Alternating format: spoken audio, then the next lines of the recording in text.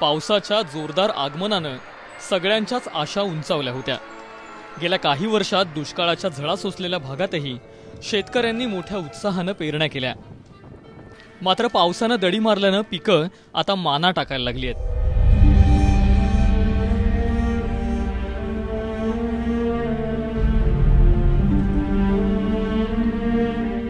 अहमदनगर जिल्ह्यातील शेतकरी याच कारणानं हतबल झालाय। पिकांच्या वाढीसाठी पाणीच नसल्यानं उत्पादनात घट होण्याची भीती शेतकऱ्यांना वाटते।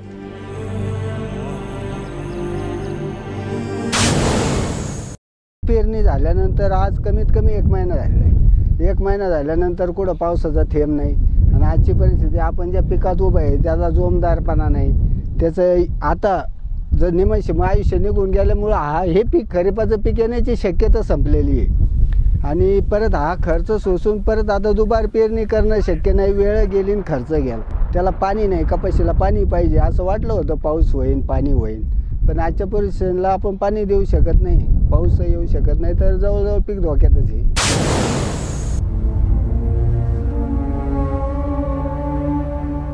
नगर जिल्ह्यात एकूण 80% क्षेत्रात पेरणी पूर्ण झाली आहे।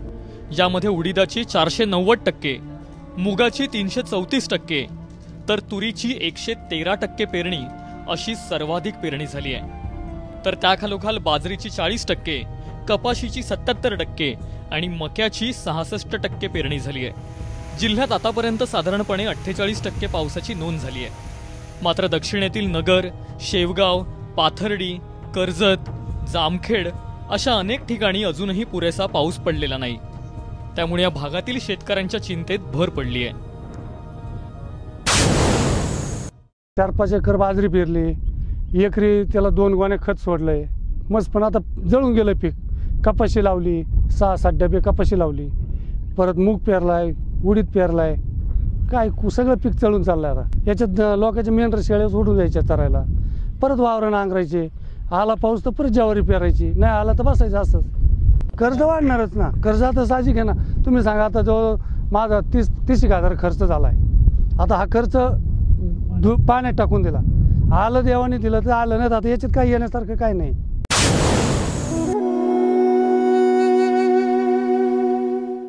पेरणी झालेल्या 80% क्षेत्रापैकी जवळपास 20% क्षेत्रावरील पीक वाया गेलंय।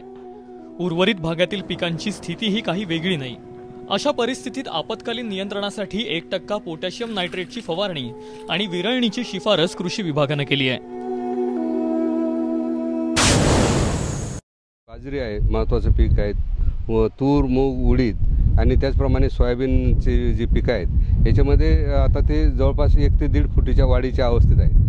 पण आपण असं शेतकऱ्यांना मार्गदर्शन करतोय की 1% पोटॅशियम नायट्रेटची फवारणी करावी, म्हणजेच 99 लिटर वॉटर 100 लिटर पाण्यामध्ये 1 किलो पोटॅशियम नायट्रेट टाकावं आणि त्याची फवारणी करावी।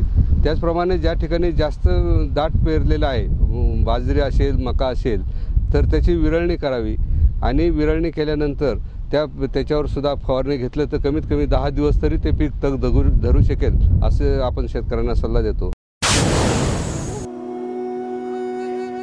पावसाच्या दडीमुळे शेतकऱ्यांचं मोठ्या प्रमाणात नुकसान होत आहे। त्यामुळे शेतकऱ्यांनी पीक विम्याचा लाभ घेण्याचं आवाहन कृषी विभागानं केलंय। विमाधारकांना 25% लाभ मिळणार आहे। 31 जुलैपर्यंत हा विमा भरण्याचं आवाहन कृषी अधिकारी करतायत। पेरणी झाली नाही, अनसोन एरिया राहिला तरी त्या जर विमा उतरवलेला असेल तर त्या शेतकऱ्याला 25% अनुदान देय होतं आणि जर पूर्ण नुकसान झालं आणि त्या सर्कलमधलं उत्पन्न कमी आलं तर जो जोखीम स्तर आहे त्या जोखीम स्तराप्रमाणे शेतकऱ्यांना मदत मिळण्यास पात्र ठरते। चालू वर्षी फक्त एक बदल असा केलेला आहे की शेतकऱ्यांना आता बँकेत जाऊन विमा हप्ता भरण्याची आवश्यकता पडणार नाही, कारण की त्यांनी जे सेतू केंद्र आहे किंवा जे आपलं कॉमन सर्व्हिस सेंटर आहे या ठिकाणी सुद्धा जाऊन तो शेतकरी त्याचा विमा भरू शकतो।